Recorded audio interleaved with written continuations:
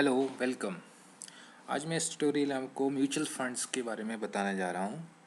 इस ट्यूटोरियल में मैं जो कवर करूँगा वो है म्यूचुअल फंड क्या होता है, रिस्क के बेसिस पे कैसे इसको कैटेगराइज किया जाता है, types and how and where to buy, commission कैसे कम करना है म्यूचुअल फंड लेते टाइम, और यूज़फुल वेबसाइट से जो लिंक्स आपको कैसे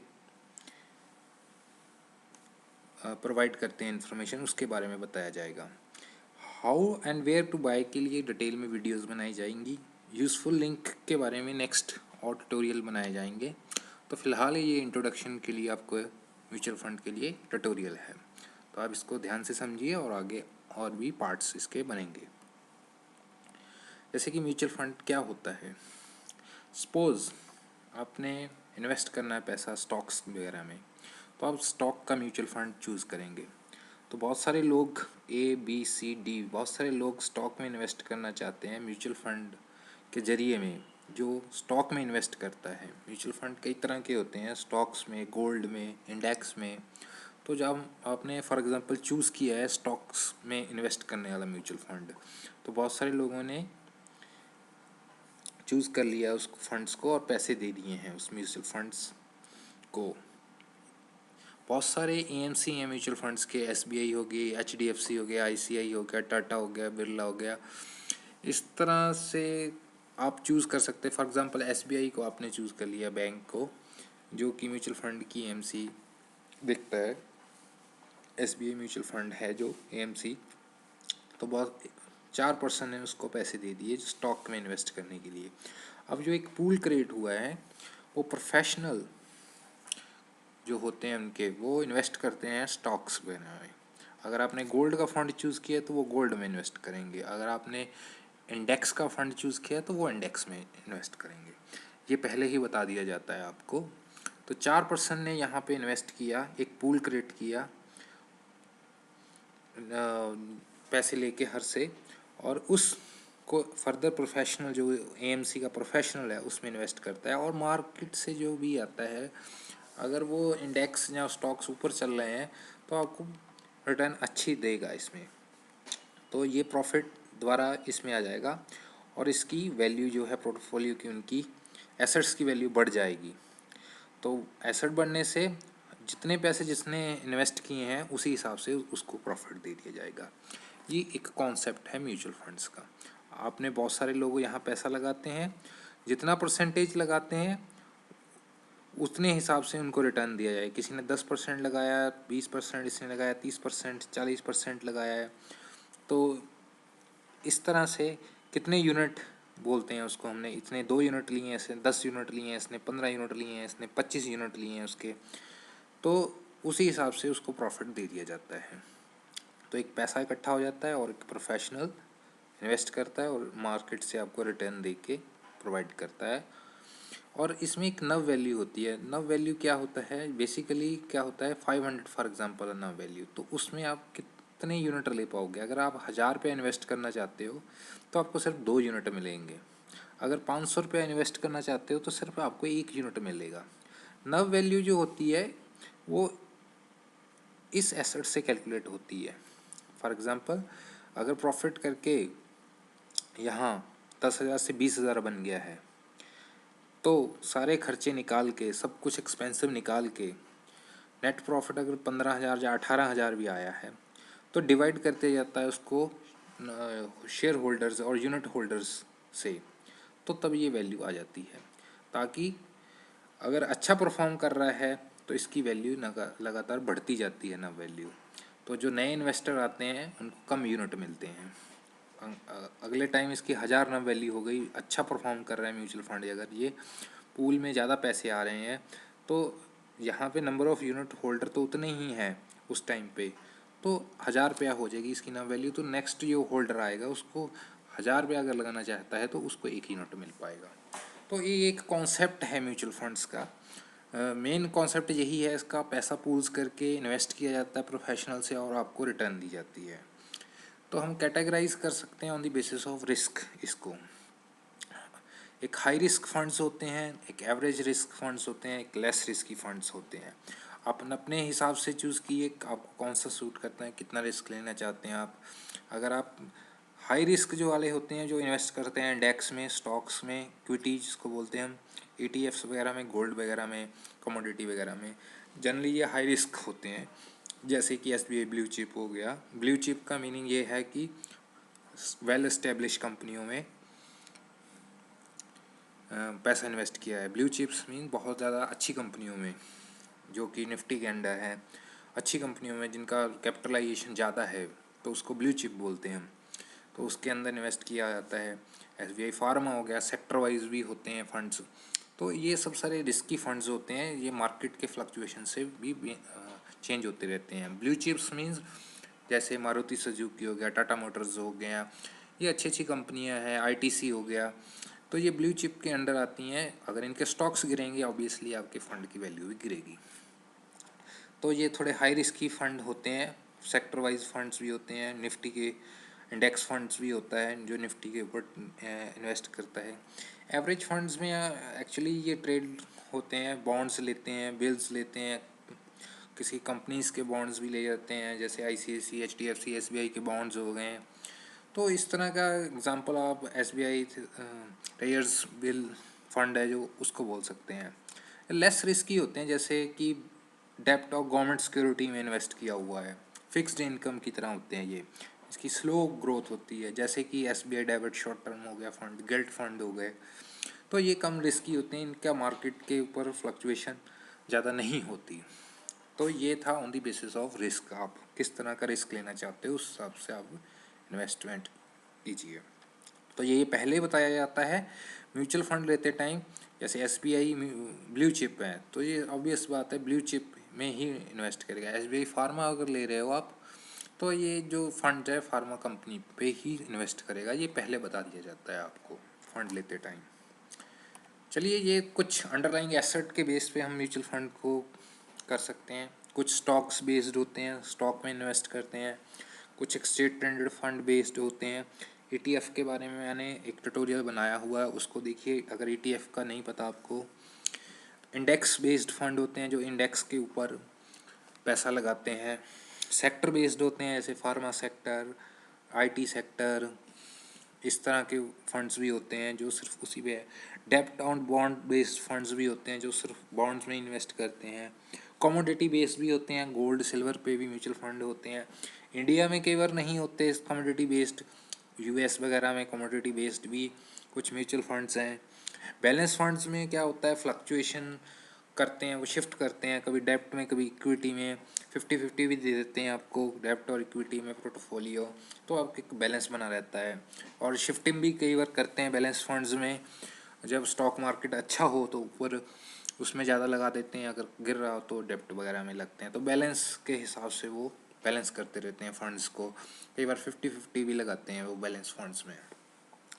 तो इस तरह बेसिस किया जाता है, sector based, index based, ETF based, डेब्ट बेस्ड, गवर्नमेंट सिक्योरिटी बेस्ड। तो आगे ट्यूटोरियल में बताऊंगा कौन कौन से फंड कैसे कैसे लगते हैं, वेबसाइट्स पे कैसे आप देखेंगे कौन से फंड्स है, किस तरह के बेसिस पे क्लासिफिकेशन किया हुआ है वो। तो ये तो एक इंट्रोडक्शन है। ऑप्शंस होती हैं म्यूचुअल फंड लेते टाइम। ऑप्शंस मीनिंग वो ऑप्शंस नहीं है जो निफ्टी के इंडेक्स की ऑप्शंस है, यहाँ पे मीन्स अल्टरनेटिव। और उसके अंदर आप जब फंड परचेज करते हो, आप पूछता है ग्रोथ लेना चाहते हो, डिविडेंड लेना चाहते हो। ग्रोथ का मीन्स आपका पैसा वो जो प्रॉफिट आया है वो वहीं इन्वेस्ट कर देगा म्यूचुअल फंड्स में। डिविडेंड मीन थोड़ा सा आपको प्रॉफिट आया, थोड़ा सा आपको दे देता है डिविडेंड बेस पे, बट उसकी नुकसान ये होता है, नव वैल्यू कई बार कम हो जाती है। और डिविडेंड का ये भी पता नहीं रहता वो 3 महीने बाद, 6 महीने बाद कब आएगा डिविडेंड, तो ये थोड़ा रहता है इसमें कन्फ्यूज़न। तो आई थिंक ग्रोथ जो बेस्ट ऑप्शन होती है, तो आप अपना प्रॉफिट ही उसमें द्वारा इन्वेस्ट कर दीजिए तो अच्छा रहता है। एक होता है रेगुलर और डायरेक्ट। डायरेक्ट आपने देखा होगा, कई जगह डायरेक्ट लिखा होता है, कई जगह रेगुलर फंड लिखा होता है। कई बार डायरेक्ट तो लिखा होता है, दूसरा फंड रेगुलर नहीं लिखा होता है, तो वो समझ लीजिए आप रेगुलर ही है। डायरेक्ट मीन्स आप ऑनलाइन खुद परचेज कर रहे हो, एक बार आपका फोलियो नंबर बन गया बैंक से, तो नेक्स्ट टाइम आप उसी AMC का डायरेक्ट ले रहे हो। रेगुलर में क्या होता है, अगर आप रेगुलर हमेशा 10 फंड आपने 2-2 साल बाद लेने हैं, रेगुलर ले रहे हो, बैंक जाके ले रहे हो, तो उसका कमीशन जाता है ब्रोकर को, तो वो हो गया रेगुलर फंड। डायरेक्ट मीन्स एक बार आपका फोलियो नंबर बन गया किसी भी एएमसी के अंडर, नेक्स्ट जो फंड लोगे आप वो डायरेक्ट लोगे, किसी ब्रोकर के थ्रू नहीं लोगे। तो ये फ़र्क होता है एक डायरेक्ट और रेगुलर में। एक क्लोज्ड और ओपन एंडेड फंड भी होते हैं। ओपन क्लोज एंड मीन्स आप उसको सेल नहीं कर सकते, उसमें कुछ नया बाय नहीं कर सकते आप, तो वो क्लोज एंडेड हो गए। ओपन एंडेड आप कभी भी सेल कर सकते हो नंबर ऑफ यूनिट्स, कभी भी एग्जिट कर सकते हो, ओपन एंडेड होते हैं। 1 ईयर से पहले एग्जिट करोगे तो उसका 0.1% एग्जिट रूल लगता है। वो मैं सब बताऊंगा आपको वेबसाइट पे, कहाँ कहाँ क्या क्या लिखा हुआ है, ओपन एंडेड है, क्लोज एंडेड है। तो आप क्लोज एंडेड थोड़ा कम यूज़ होते हैं एक्चुअल में, ओपन एंडेड ज़्यादा पॉपुलर हैं, क्योंकि आप अभी आपको पैसा चाहिए तो आपको वो एकदम से एग्जिट लोड लेके पैसा दे देंगे। तो क्लोज एंडेड कुछ तरह की नई प्राइस, नया यूनिट नहीं खरीद सकते आप, उसमें से एग्जिट नहीं हो सकते, हाई फीस लगती है अगर एग्जिट होना चाहते हैं। तो इस तरह का ओपन एंडेड बेस्ट ऑप्शन रहती है आप म्यूचुअल फंड में इन्वेस्ट करने के लिए, जो इन्वेस्टमेंट करते हैं। और ओपन एंडेड जो होते हैं, एक बार होता है ज़्यादा इन्वेस्टमेंट, ज़्यादा रिटर्न देते हैं इन्वेस्टमेंट के ऊपर। तो क्लोज एंडेड अभी कम देते हैं लोग, कम पॉपुलर हैं। बाय करना, कहाँ से बाय किया जाए, कैसे बाय, क्या क्या और ऑप्शन होती हैं बाय करने के टाइम। पहले आप म्यूचुअल फंड सेलेक्ट कीजिए, आप हाई रिस्क पे लगाना चाहते हैं, लो पे लगाना चाहते हैं, किस सेक्टर पे लगाना चाहते हैं। बहुत सारे म्यूचुअल फंड्स होते हैं, तो आप मान लो गोल्ड पे लगाना चाहते हैं तो आपका गोल्ड म्यूचुअल फंड आप सिलेक्ट करोगे। तो 2 वे होते हैं परचेज करने के लिए, एक यूजिंग सिप होता है, एक और बाय सिंपली यूनिट होता है। जैसे आप स्टॉक लेते हो डीमैट अकाउंट से, वैसे ही आप यूनिट बाय कर लेते हो, या बैंक जाके यूनिट बाय कर लेते हो आप। यूज होता है सिप लगा के, मीन्स हर महीने आपका पैसा कटेगा। आपने फिक्स कर दिया है मान लो 500 रुपया, 5 तारीख उसकी सेट कर दी है, तो हर महीने 500 रुपया आपको कटेगा 5 तारीख को हर मंथ के। जैसे 5 जनवरी, 5 फरवरी, 5 मार्च, 5 अप्रैल, हर महीने आपका 500 रुपया कटता जाएगा। उसको बोलते हैं सिप, सिस्टमेटिक इन्वेस्टमेंट प्लान। तो इसमें ये फ़ायदा होता है कि अगर मान लो कोई मार्केट गिर रहा है, इक्विटी में लगाया हुआ है आपने पैसा, तो आपका एवरेज हो जाता है यूनिट। मान लो 10 है वैल्यू, फिर नेक्स्ट मंथ 9.5 आएगी, तो आपका 5 तारीख को 9.5 पे परचेज हो जाएगा, तो एवरेज आपका कम आ जाएगा जो फंड की लागत है जो। तो इससे एवरेज आउट हो जाता है, नंबर ऑफ यूनिट बढ़ जाते हैं और सस्ते में मिल जाते हैं। फिर अप मूव करेगा 5 मार्च को, तो आपके पास कम पे रह गए। हाल दूसरा जो मेथड होता है सिंपल बाय करने का, मीन्स आपने एक तरीके को लिया और आप लेके बैठ गए, मान लो 20,000 का एक साथ, तो आप उसमें अभी सिप नहीं आओ, नीचे आ रहा है फंड, आप कुछ या तो फिर और ख़रीदो आप 20,000 के एक साथ, तभी एवरेज होगा। बट फिर कई बार नहीं हो पाता ऐसा, तो सिप लगाते हैं लोग, हर महीने कुछ ना कुछ कट जाए, अगर फंड नीचे गया तो हर महीने कुछ ना कुछ कट जाए। तो सिप एक होता है रेगुलर बेसिस पे पैसा आपका इन्वेस्ट होना, चाहे कम हो चाहे ज़्यादा हो, उस टाइम ना वैल्यू, उसी ना वैल्यू को आपको उसी डेट पे मिलेगा जिसमें आपने डेट चूज़ की हुई है। 5 जनवरी चूज़ की है तो एवरी मंथ 5 को ही आपका पैसा कटेगा। तो ये एक सिप होता है, और सिंपली यूनिट भी आप बाय करके रख सकते हो, और जब ऊपर गया तो आप बेच सकते हो, जहाँ 6 महीने या साल बाद बेच सकते हो उसको। तो वो आगे है, आपको बताऊंगा मैं। अब बाय कहाँ से करें हम म्यूचुअल फंड्स में? 2 ऑप्शन मैंने बताई, जैसे कि डायरेक्ट और रेगुलर।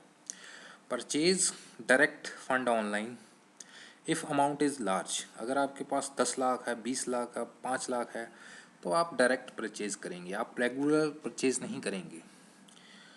अगर आपकी सिप बहुत ज़्यादा है, 5 साल का लिया है, 3 साल का लिया है, 2 साल के लिए है, और ज़्यादा अमाउंट ले रहा है, तो मैं सलाह दूंगा आपको डायरेक्ट फ़ंड परचेज़ करिए।